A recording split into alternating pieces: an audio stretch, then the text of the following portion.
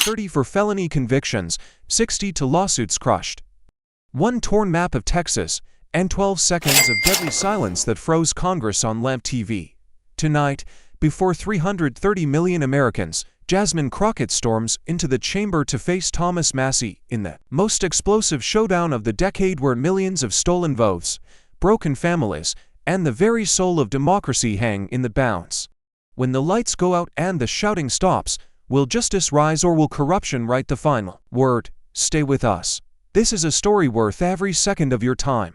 The clock strikes 8 in Washington, and suddenly the Capitol is no longer marble and stone, it's a battlefield wired with cameras, microphones, and nerves ready to snap. Tonight isn't another hearing, it's a national trial broadcast.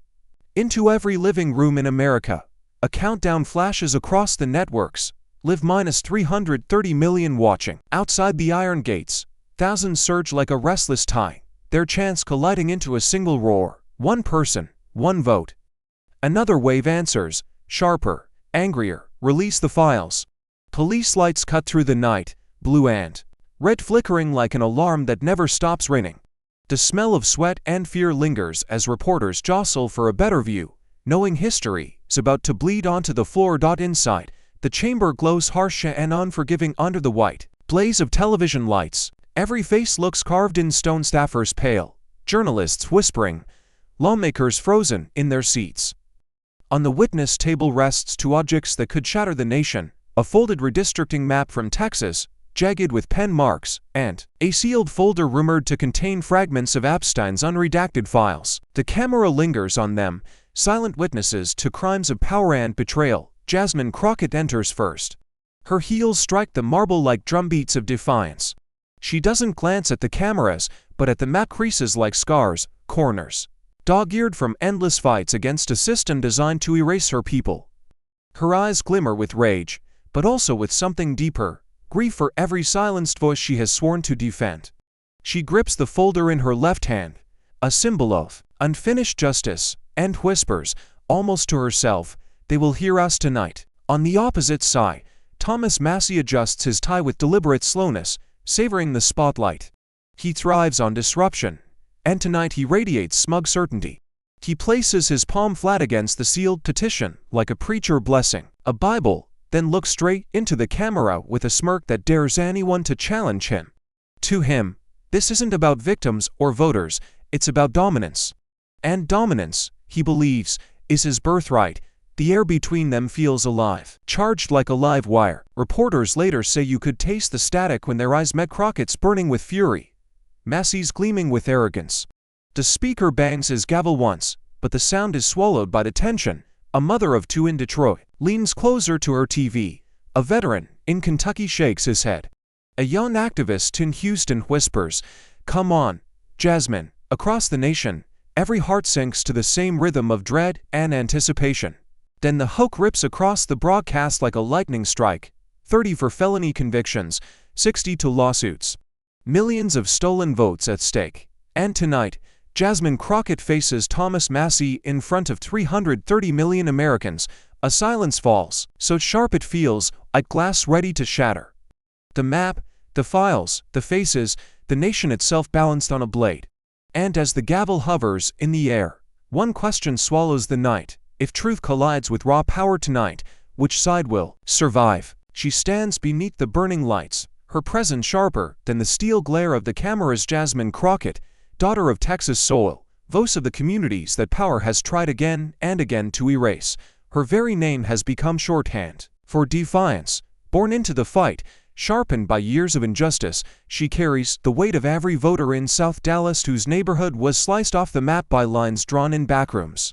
That folded Texas redistricting map on the table isn't paper, it's a wound carved into her district, a scar she brings here tonight as both weapon and proof. Each crease in that map whispers a story of homes divided, polling places shut down, voices silenced. Jasmine doesn't need notes. Her fury has been etched by lived reality, her words already loaded like bullets in the chamber of her chest. She knows the cameras want her anger, but behind that fire is something deadlier. The heartbreak of watching her people treated as disposable ink marks on a gerrymandered blueprint. She clenches the edge of the table, veins visible in her hand. the tremor not of fear but of volcanic energy begging to erupt. Across from her sits Thomas Massie, calm, as if this were a chessboard and not the floor of Congress. His reputation as a disruptor precedes him. Massie is the libertarian firebrand who delights in throwing gasoline on every flame. Where others see chaos, he sees opportunity. He taps the stack of petitions with a single finger, as if each page were a trigger he could pull at will. He knows how to twist procedure into theater, how to turn obstruction into spectacle. He believes that control belongs to those willing to wield it without hesitation. And tonight, he believes Jasmine is nothing more than another voice to smother beneath his smirk. He leans back in his chair, legs planted wide, the body language of a man who thrives in defiance, a man intoxicated by his own unpredictability. His lips curve, but his eyes stay cold, and an executioner studying the moment before he swings the blade. The clash between them is not just political, it's primal. Jasmine represents transparency, the demand that power answer for its sins. Massie embodies manipulation, the craft of twisting truth into a weapon, cloaking cruelty in constitutional scripture. She fights for neighborhoods where the ballot box is the last fragile shield of dignity. He fights to prove that rules, bent the right way, can silence even the loudest cry for justice. The chamber feels too small to contain their collision, every lawmaker leaning forward as if they know the first strike could shake the nation. The silence stretches into anticipation, a silence more violent than shouting. The map waits, the petition waits, the cameras wait. Jasmine breathes in steady, heavy, unflinching. Massie tilts his head, daring her to step into the kill zone, to gladiators, stripped of illusion, standing in the raw light of history. And the question that hangs in the air is not whispered but screamed inside every watching heart. Will these wounds fuel Jasmine's strength, or will they carve open her vulnerability for the nation to see? The room feels less like Congress and more like a coliseum, where the prize is nothing less than the country's future. Narration rolls through every network feed, heavy as thunder. This isn't politics. This is war for America's soul. The words echo as the speaker, Mike Johnson, slams his gavel so hard it splinters the silence, desperate to cage the chaos brewing before him. But the chamber is already alive with static, the tension snapping like live wires overhead. Every lawmaker senses that tonight will leave scars, and then the shock comes. Rocana, the California progressive long branded as a voice for justice, steps forward not beside Jasmine Crockett, but alongside Thomas Massie. Gasps ripple across the chamber, the betrayal sharper than steel. Cana, holding a copy of the discharge petition for the Epstein files, raises his voice. Transparency is not partisan. The American people deserve to see what has been buried. His words hit like a grenade tossed into both parties' trenches. Democrats stare, stunned, unsure whether he has crossed into courage or madness, while Massie smirks like a gambler who just pulled an ace from nowhere. The speaker shouts for order, but his gavel is drowned by the rising storm. Phones buzz with alerts, headlines explode across screens. Cana joins Massie. Bipartisan revolt over Epstein files. In the gallery, journalists scribble furiously, knowing this twist will dominate front pages by dawn. The air tightens, charged with suspicion and disbelief. Jasmine Crockett, caught between fury and disbelief, steps into the fire. Her voice slices through the nose. You're not chasing truth, Massie. You're chasing chaos. And if you think standing with him makes you noble, you've forgotten who gets crushed when the floor caves in. Massie's grin widens, enjoying every ounce of her outrage. He leans forward, his words dripping like poison. Chaos, Jasmine, is just another word for honesty when you've lived too long with lies. The chamber explodes in shouts, the divide now jagged and uncontainable.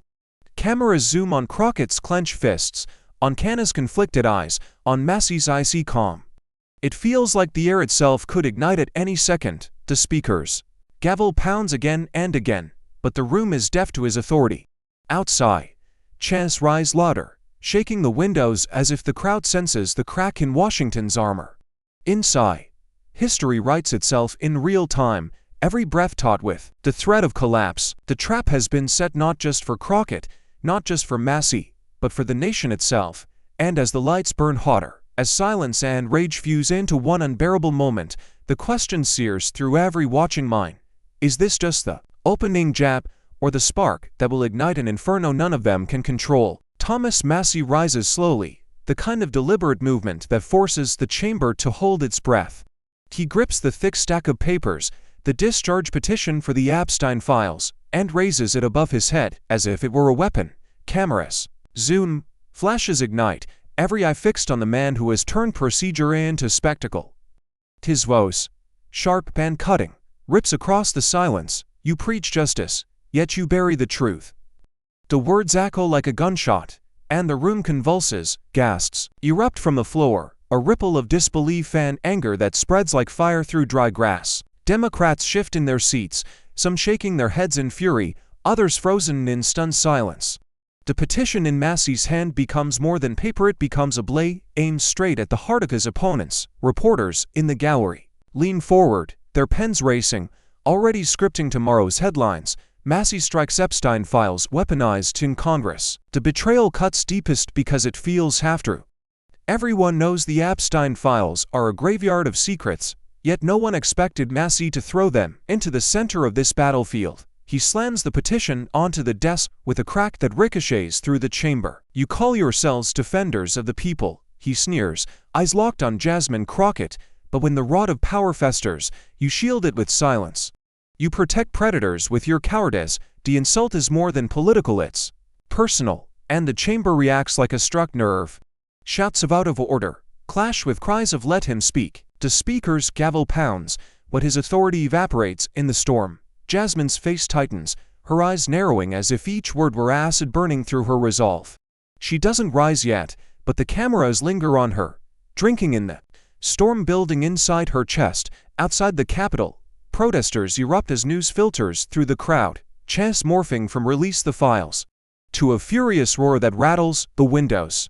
The sound seeps into the chamber, a reminder that the nation itself is eavesdropping on every syllable. Massie leans into the mic, his tone dripping with scorn. You don't fear the truth because it hurts victims, you fear it because it hurts you.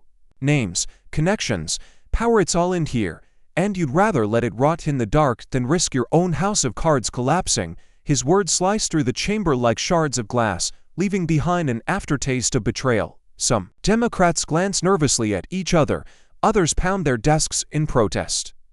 Republicans smirk, feeding on the chaos, knowing Massie has just detonated a political bomb. For a moment, silence returns, not calm but suffocating, the kind that presses against lungs and refuses to let go. The petition lies there on the desk, ink and paper suddenly heavy enough to bend history itself. And in that unbearable stillness, one question calls through the chamber, through the cameras, through every living room in America. Is this revelation truly a weapon of justice or just the deadliest political stunt of our time? Jasmine Crockett does not wait for permission. She rises like a thunderclap, her chair screeching against the marble floor. Her voice detonates through the chamber, shaking the microphones. Don't you dare weaponize victims' pain. The roar is so sharp that even the protesters outside fall silent for a heartbeat, as though the walls themselves demand to hear her. She doesn't pause. She seizes the folded Texas redistricting map from the table, lifts it high above her head, and with a violent motion slams it against the podium. The impact reverberates like a gavel of fury, the echo punching into every living room tuned into the broadcast. The chamber erupts. Democrats leap to their feet, pounding desks and cheering, their shouts fusing into a chant of defiance. Republicans do and jeer, some waving their hands dismissively, others barking insults across the aisle. The noise is deafening, a war of voices colliding inside a single room. The speaker's gavel hammers in vain, lost in the tidal wave of chaos. Jasmine cuts through the storm, her words searing the air, while he parades this petition like a trophy. My people are bleeding from wounds carved into this very map. This is what real silence looks like, not the silence of predators hidden in files, but the silence of millions stripped of their right to vote. Her eyes blaze with equal parts rage and sorrow, and for a split second the camera lingers long enough to capture it, the fire of a fighter, the heartbreak of a daughter carrying the screams of her district. She slaps the map flat across the podium, palm open, veins taut, as if pinning down the injustice itself. This isn't about justice for victims. If it were, you would honor them, not exploit them. This is about power. And Thomas Massie doesn't want justice, he wants chaos. And he wants America to burn so he can stand in the ashes. The words strike like lightning. Gasps ripple through the gallery. A reporter drops his pen. Outside, the crowd picks up her cadence, chanting, "No more silence, no more silence." It rolls across the Capitol steps, through the barricades, into the chamber windows, merging with her voice until it feels like the whole nation is speaking through her throat. Massie narrows his eyes, the smirk cracking just slightly, his hand curling into a fist on the desk. He doesn't speak. Not yet. He lets the silence hang, thinking he can outlast her fury with his cold calculation. But Jasmine isn't finished.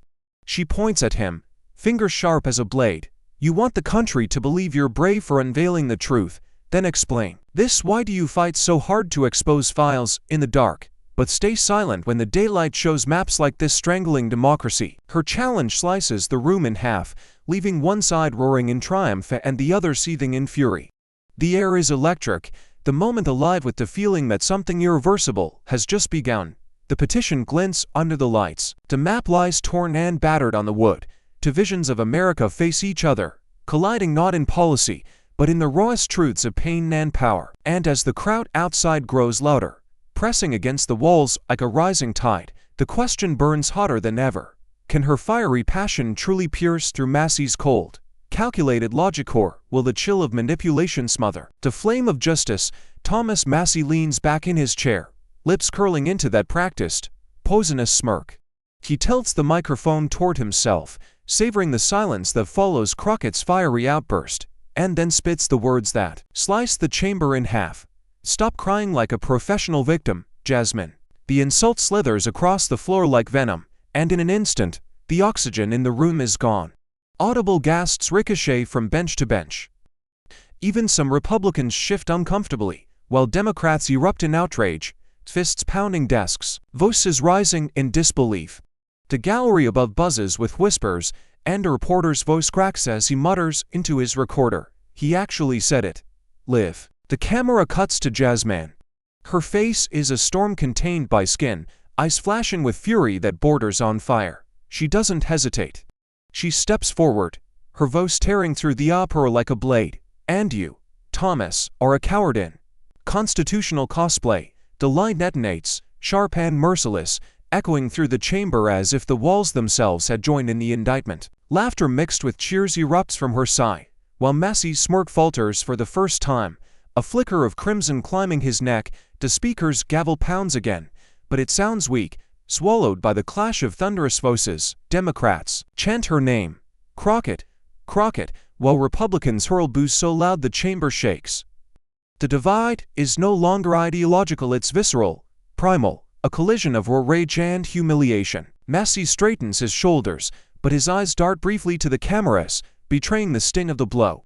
He tries to retake control, muttering about decorum and respect, but his words are drowned under the tidal wave she unleashed. Jasmine leans into the microphone, not shouting, but lowering her voice to a dangerous calm that carries more weight than screams. "You talk about honesty, Thomas, but you wear the Constitution like a costume at a masquerade, hollow, false, a disguise for your cowardice." The chamber stills, gripped by her precision.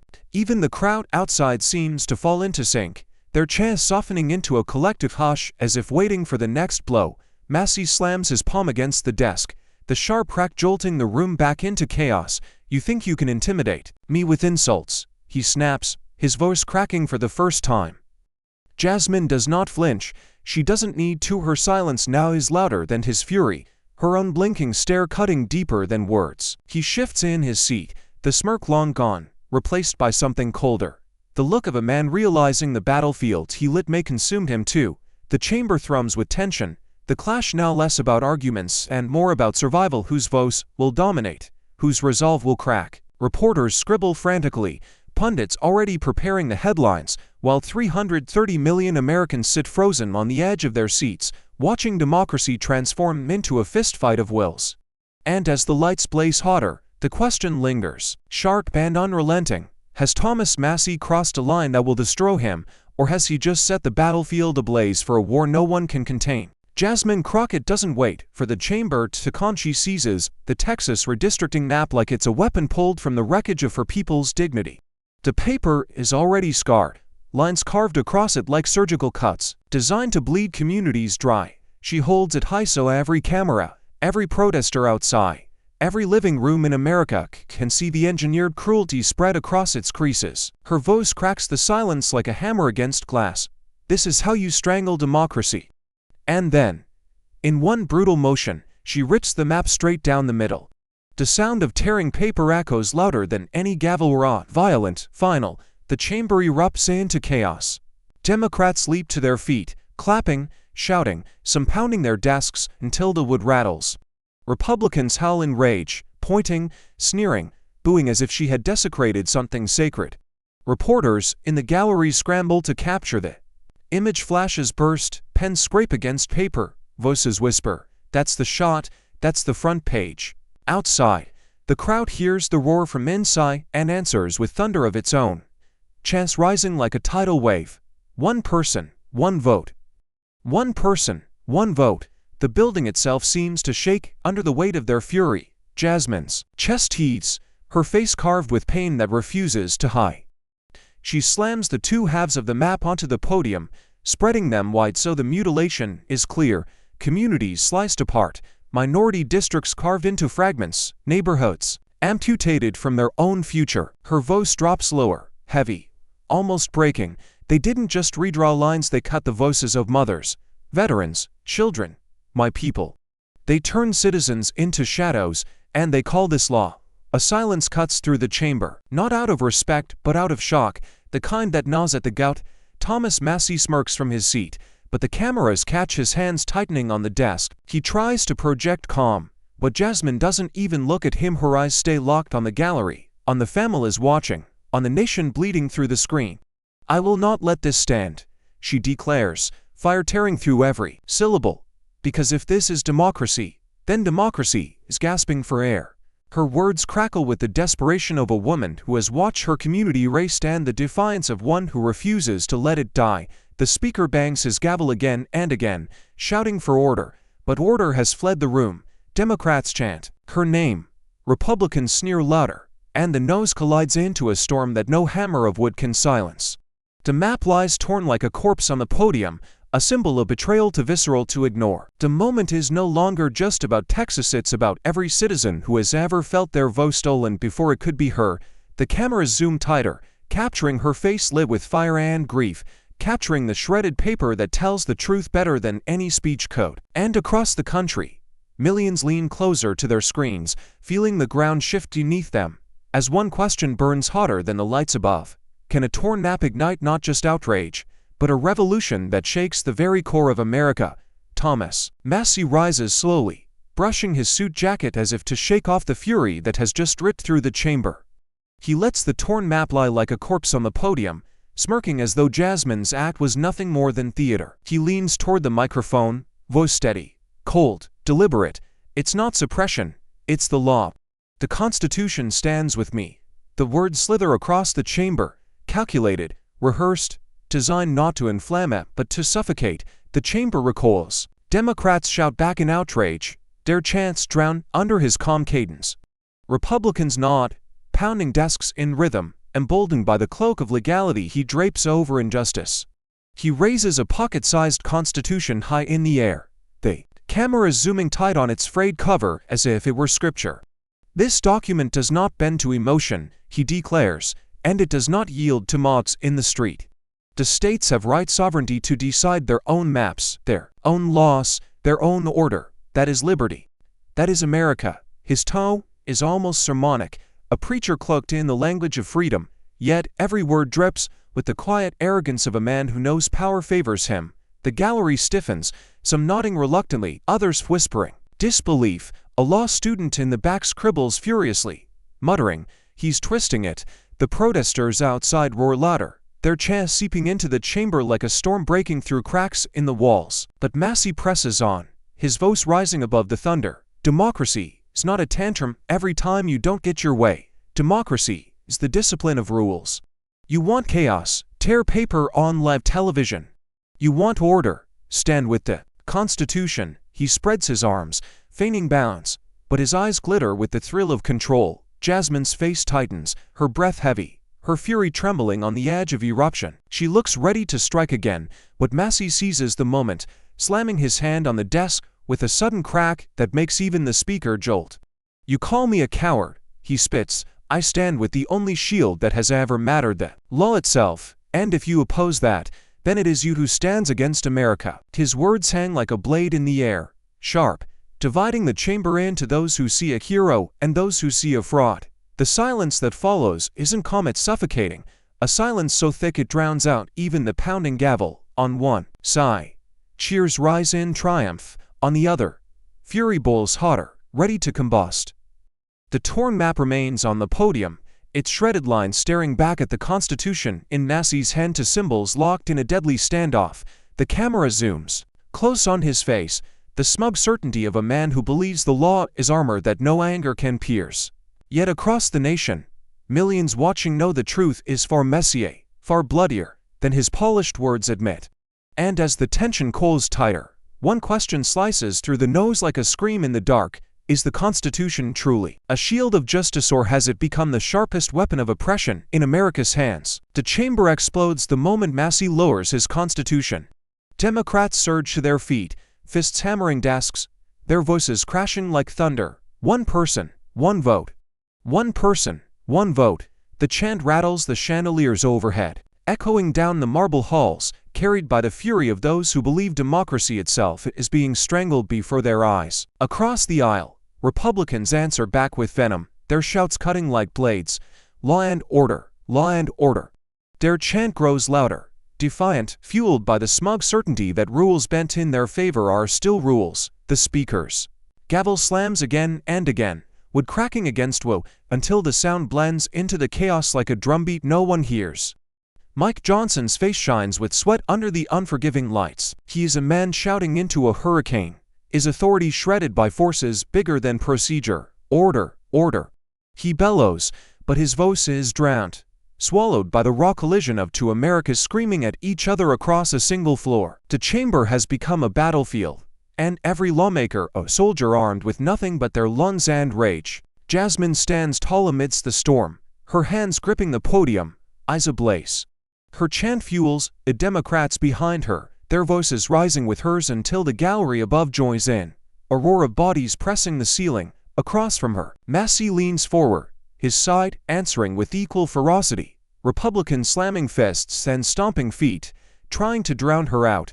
The sound is unbearable, a war chant reverberating through every camera, into every living room in America, making millions feel as though the floor beneath them is quaking. Reporters scribble frantically, their notes jagged, their whispers frantic.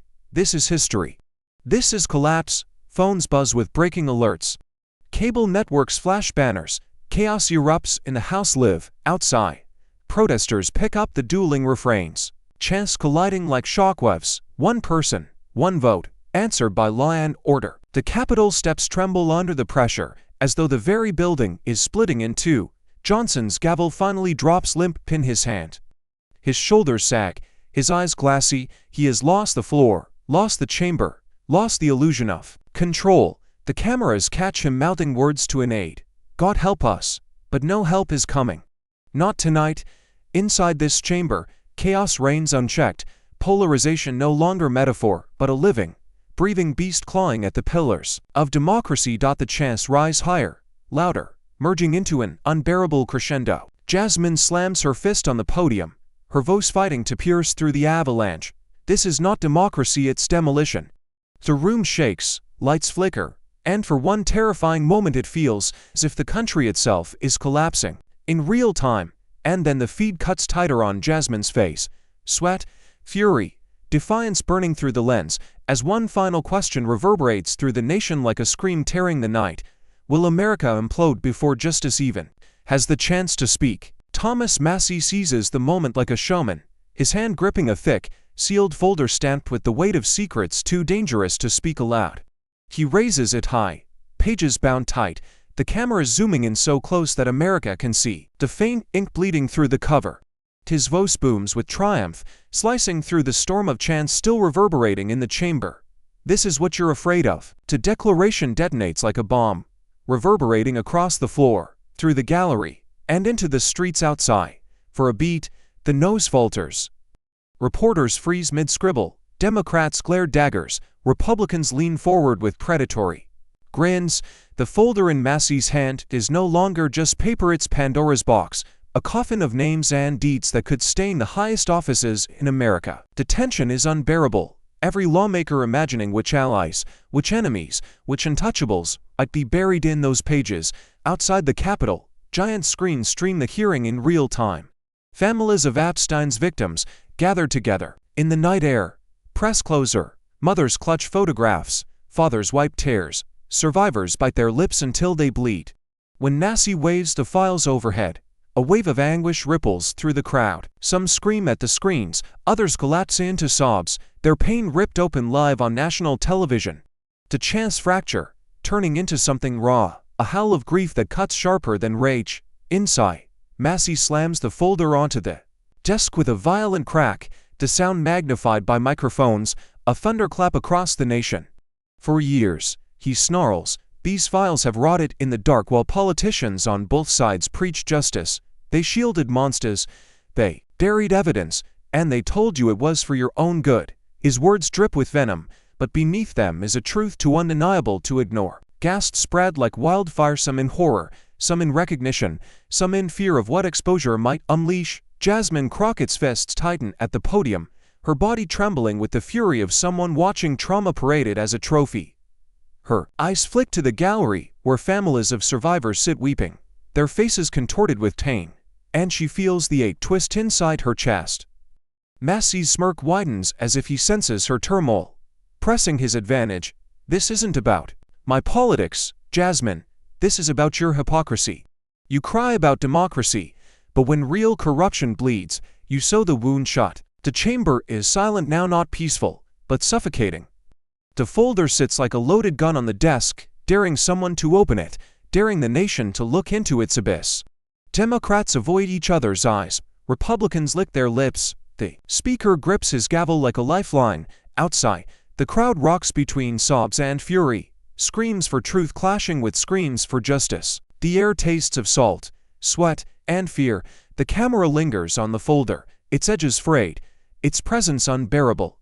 Massie's words hang over the nation like smoke after an explosion. And the question that coals tighter with every heartbeat is not whispered but screamed in millions of living rooms.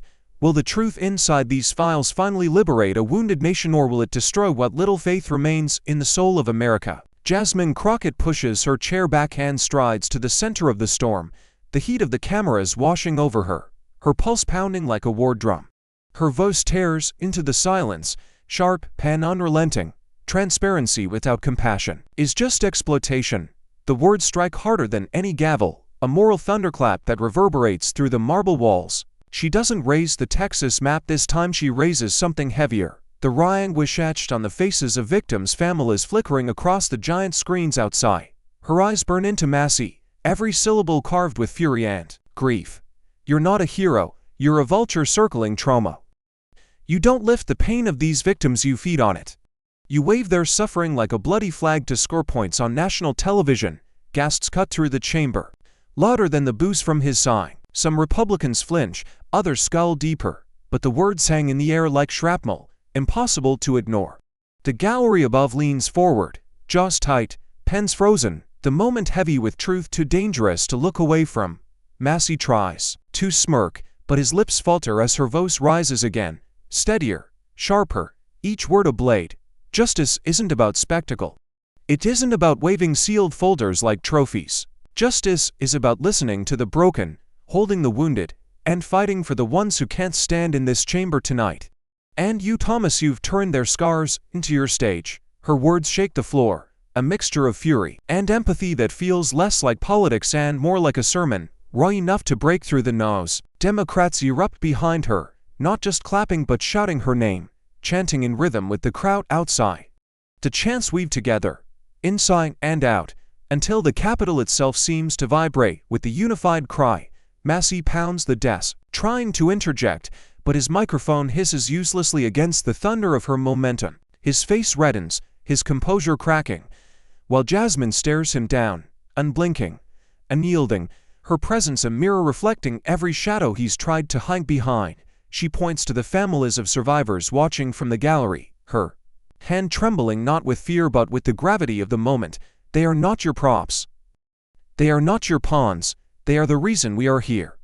And if you think exploding them makes you powerful, then you don't understand power, you only understand cruelty. Her voice trembles for the first time, not in weakness but in compassion, the kind of tremor that pierces through television screens and burrows into the hearts of millions. The chamber falls into an uneasy silence, Massie frozen between rage and retreat, the speaker gripping his gavel but unable to cut through the moment. Outside, the crowd shifts from chanting to a low, guttural roar, as though the people themselves are holding their breath for what comes next.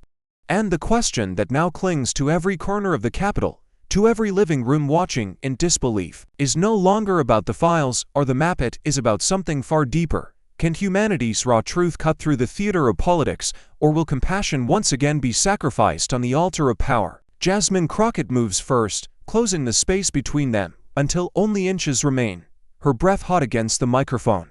Massie doesn't retreat, he leans in too, their foreheads almost align, their stares locked like blades crossing. In midair, the chamber falls into a hush so thick it feels unnatural, as though the building itself is bracing for impact. Cameras zoom tight, capturing every bead of sweat streaking down their temples, every twitch in their jaws, every flicker of fury that could ignite into something no one can control. The silence doesn't soothe, it suffocates. Reporters in the gallery stop writing, eyes wide, as if they're watching a duel where the first word could trigger an explosion.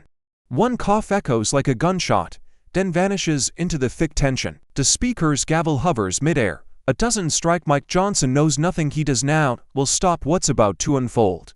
Millions of viewers at home lean closer, unable to blink, their screens filled with two faces carved in rage. Jasmine's voice trembles, not from weakness, but from the sheer voltage of fury coursing through her.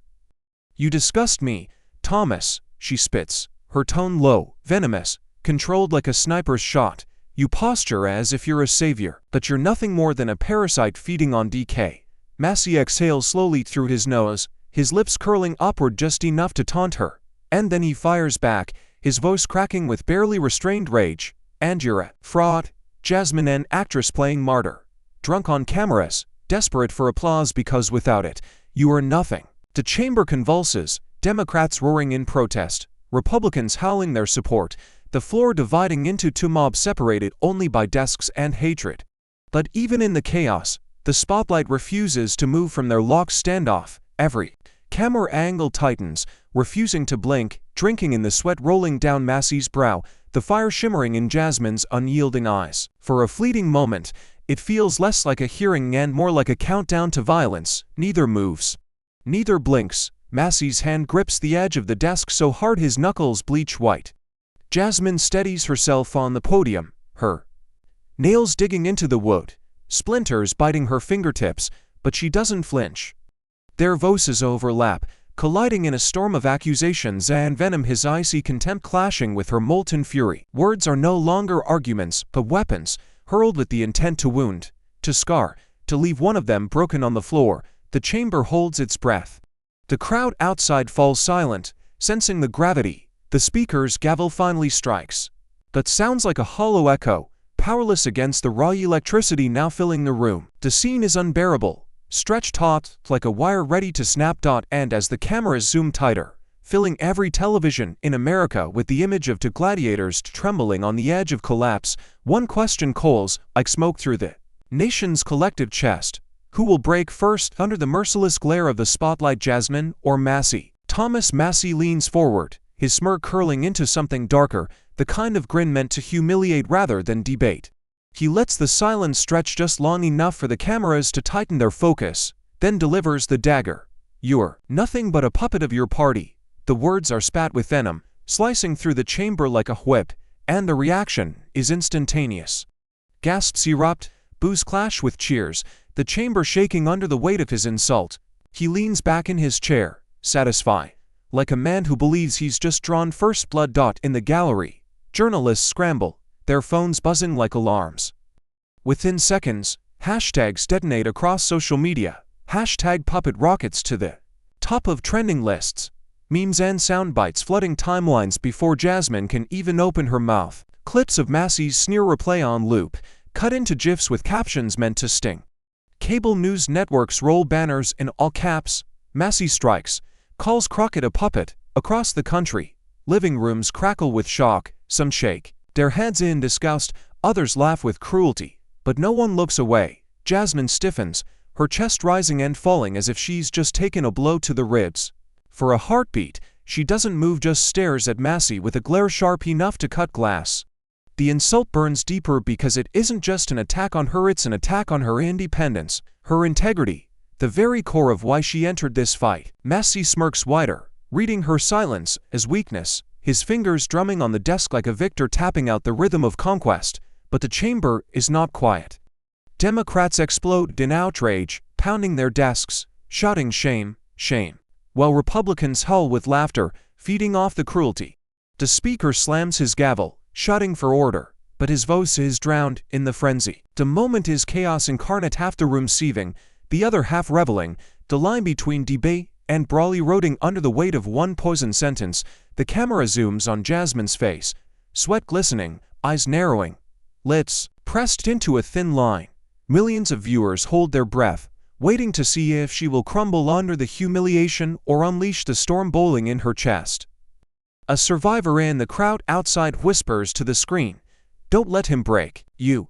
The chants begin to shift. "Stand strong, Jasmine, stand strong."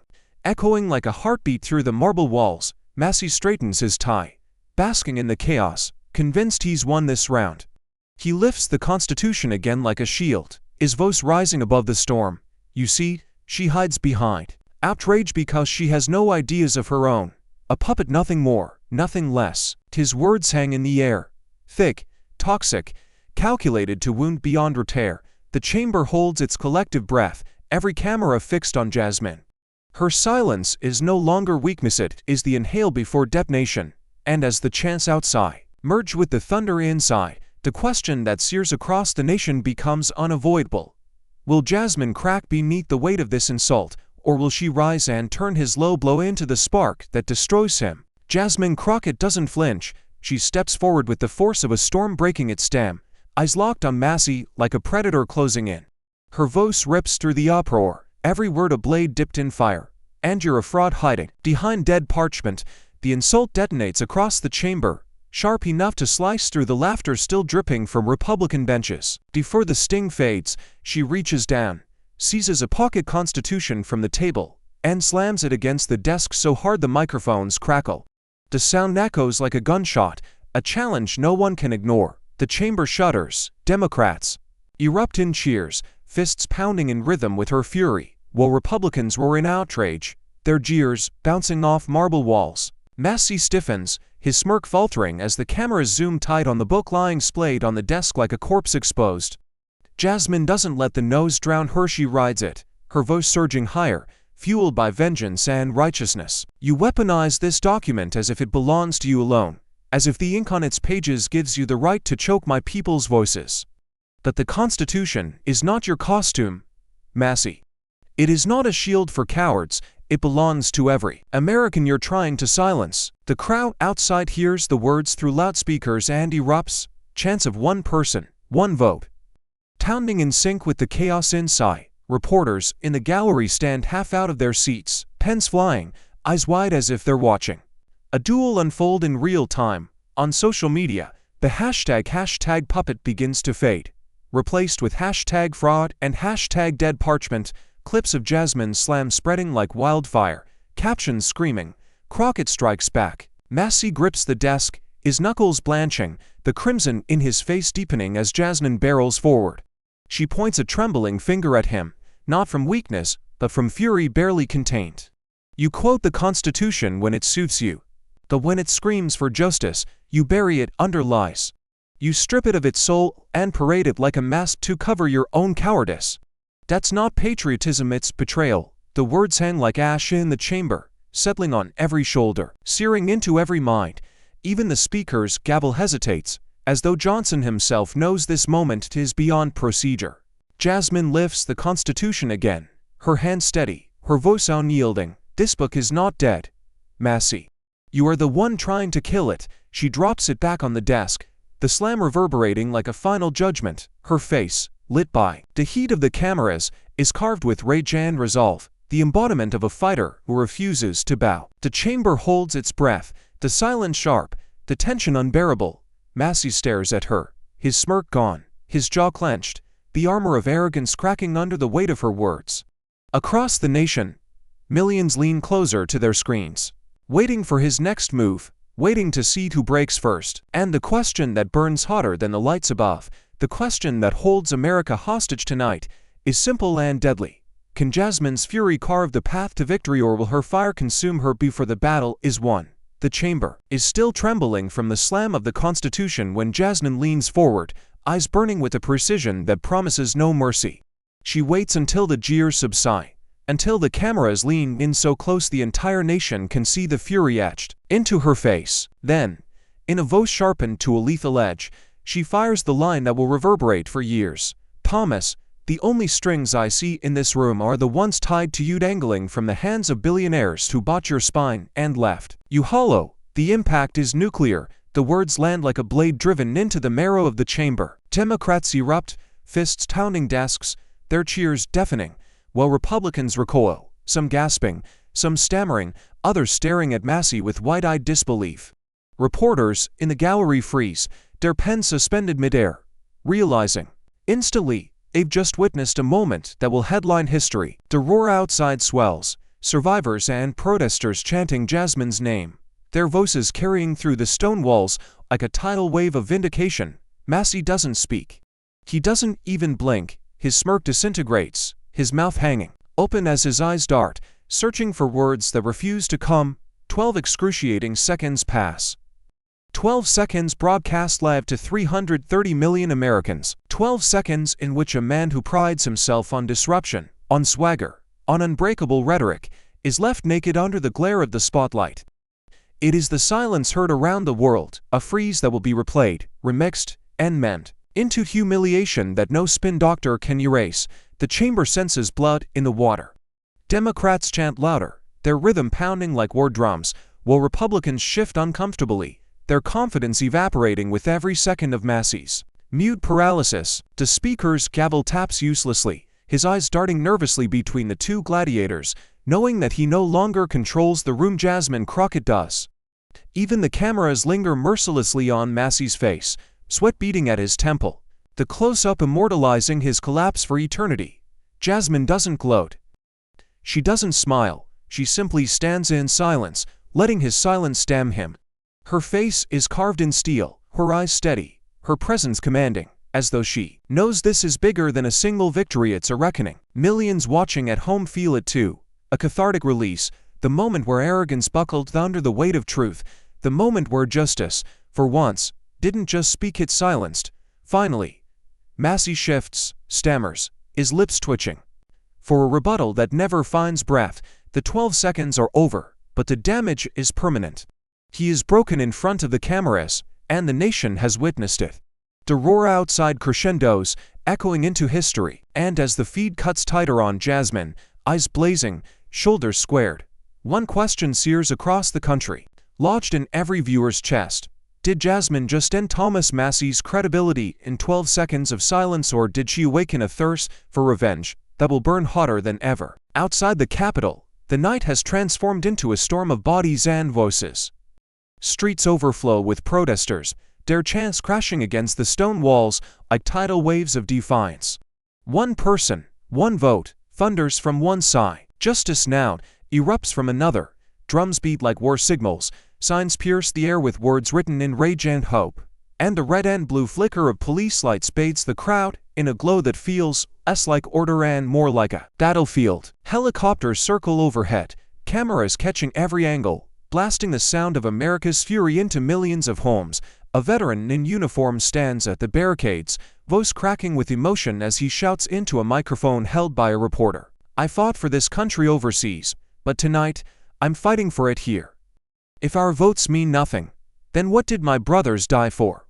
His words ripple through the crowd, echoed by the fists raised around him. A single mother lifts her child onto her shoulders, her voice trembling but unbroken. I work 2 jobs, I barely make rent, and they still want to silence me. Not tonight. My voice matters, and so does hers. The little girl raises a handmade sign with shaky letters. We belong. Cameras zoom in. The image beamed across networks, sparking tears in living rooms far beyond Washington. Further back, a young activist with a bullhorn stands on the hood of a car, shouting until his throat strains. This isn't Jasmine's fight alone, this is ours. If they can erase one district, they can erase us all. The crowd roars in answer, the sound swelling, folding, multiplying until it feels like the earth itself is vibrating beneath their feet. The chants spread block by block, city by city, carried on live streams, hashtags, and headlines, becoming the voice of a nation refusing to be drowned. From inside the Capitol, muffled by stone but impossible to ignore, lawmakers hear it too, the thunder of unity outside that no gavel can silence. The chamber may be gridlocked, poisoned by partisanship, but outside those walls, Americans of every color, creed, and background stand shoulder to shoulder, bound together by the simplest demand. Let us be heard. The roar is relentless, alive, undeniable. It is the sound of veterans reclaiming honor, of mothers demanding dignity, of youth refusing despair. It is the sound of a country daring to believe that its collective voice can topple corruption. And as the chants rise higher, shaking the Capitol dome under their weight, one question pierces through the night and sears itself into the soul of America. Can the people's roar truly drown out the iron grip of political corruption, or will power find a way to mute them again? The nation's living rooms turn into war rooms as every major network cuts to wall-to-wall coverage. CNN, Fox, and MSNBC blaze across split screens, each dissecting the chaos from a different angle, each racing to define the story before the other can. On CNN, analysts lean forward with urgent voices. Crockett's line left Massie frozen for 12 seconds. That silence wasn't just awkward, it was historic. MSNBC counters with fury, their anchors tone sharp. This is what happens when power hides behind the Constitution to mask voter suppression. Crockett just ripped to disguise a part. Meanwhile, Fox reels in their base, flashing a chyron. In bold rate, Massie stands tall against Democrat attacks. They spin the freeze as restraint, claiming he chose dignity over the mob. Social media turns the spectacle into a battlefield of its own. To hashtags erupt like dueling armies. Hashtag Justice for All and hashtag Expose Epstein.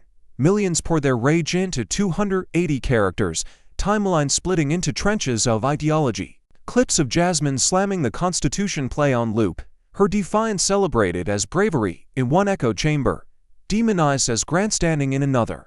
A meme of Massie's 12-second silence goes viral, dubbed with ticking clocks, countdown, timers, even funeral bells. His supporters fight back with edits of Jasmine's fury, labeling her out of control, unhinged, a puppet. The internet becomes a mirror of the chamber, polarized, electrify, unstoppable. On the streets of New York, a jumbotron replays the clash as crowds debate in real time, strangers shouting across sidewalks, some chanting Jasmine's name, others chanting Massie's. In diners across the Midwest, televisions blare with pundits yelling over each other, families watching with clenched jaws, arguments breaking out at tables. In classrooms, students whisper about it between lectures, and in union halls, workers replay clips, voices rising as they decide where they stand. The entire country is caught in the current, sucked into the vortex of spectacle and truth. Momentum builds on both sides like twin hurricanes colliding. Crockett's supporters rally around justice, demanding reform, chanting louder. Massie's defenders rally around exposure, insisting corruption runs deeper, shearing his defiance. The narrative war becomes as crucial as the hearing itself, because whoever controls the story controls the nation's pulse. And as the split screens scream, the hashtags clash, and the voices of pundits drown each other out, one question slams into America with the weight of destiny. Whose narrative? Will the people believe the fire of justice that Crockett embodies, or the cold blade of exposure that Massie wields? The hearing ends not with order but with exhaustion, the chamber still buzzing like a battlefield after the smoke clears. Outside, under the harsh glow of floodlights, Jasmine Crockett steps into the crowd, where the chants soften into something. Raw sobs, whispers, trembling voices asking to be heard. Families of Epstein survivors push forward, some clutching photographs, others holding nothing but shaking hands. The cameras follow, but for the first time all night, the moment feels less like theater and more like truth. A woman in her 50s collapses into Jasmine's arms, her body shaking with the weight of decades of silence. They never listened, she chokes out, tear-soaking Jasmine's blazer. Jasmine holds her tighter, whispering words no microphone can fully catch, her eyes brimming with grief she doesn't try to hide. Another survivor, barely 20, steps forward with a voice that wavers like broken glass. "You said what we've been screaming in the dark," she tells Jasmine.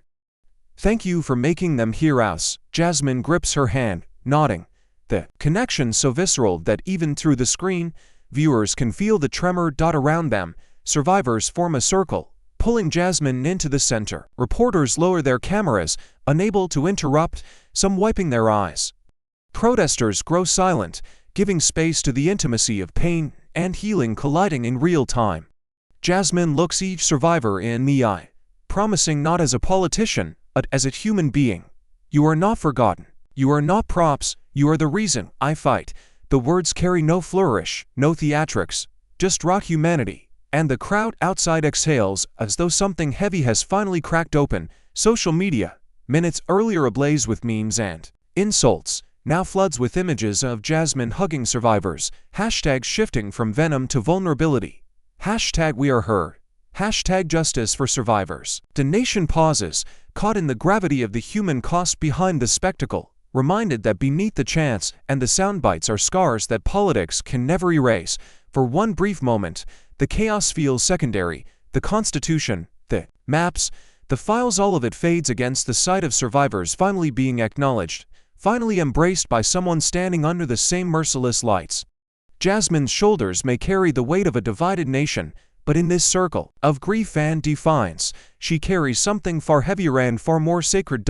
And as the camera pulls back, capturing the Capitol dome looming over this fragile moment of unity, the question that pierces the night is no longer about power or procedure, but about the soul of the country itself. Can compassion triumph over cruelty, or will the machinery of corruption grind humanity into silence once again? The chamber feels like a furnace as Jasmine Crockett and Thomas Massie lock eyes for the final time.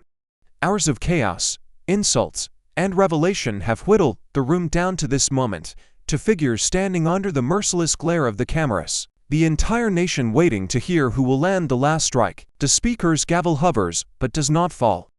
Even he knows history has drowned out procedure. Jasmine grips the podium, her voice steady, her fire and in despite the exhaustion etched into her face. No president above the law, no community below its protection. The words cut through the chamber with surgical precision. A creed spoken not just for the record but for the soul of America. The declaration rings like steel against stone. And for a heartbeat, the chamber is silent, not in calm, but in awe. Massie leans forward, his smirk returning but thinner now, his voice dripping with defiance. Bold words, Jasmine, but words. Don't change the law, the Constitution stands with me, not with your theatrics. His allies clap and jeer, but the sound feels hollow, fragile, a shadow of the confidence they displayed earlier. Cameras zoom on his face, catching the twitch at his jaw, the flicker of doubt behind the bravado. Jasmine doesn't flinch. She doesn't raise her voice, she simply lets her silence sharpen into a blade, staring him down until the chamber tilts toward her. Then she repeats, softer but heavier, no community below its protection. The words strike deeper than any insult, a vow that resonates in the gallery, outside, in the streets, across living rooms glued to the screen. The speaker finally slams his gavel, his voice cracking as he calls for adjournment, but the echo is swallowed by the moment, the chants from outside still shaking the walls, the silence inside charged with something unspoken. The hearing is over, but the war it unleashed is only beginning. And as the cameras pull back one last time, capturing two figures standing in defiance beneath the dome, one question scorches itself into the conscience of the nation. What legacy will this night leave? A turning point toward justice, or a scar that proves democracy itself is unraveling? Jasmine Crockett doesn't wait for the gavel or for permission. She reaches across the desk and snatches up the Texas redistricting map, her fingers trembling not with fear, but with fury. The chamber watches in stunned silence as she raises it high under the glare of the lights. Her voice slices through the air, sharp and final. This is what they call democracy. This is how they strangle your voice. And then, with a single violent motion, she tears it in half. To rip is deafening.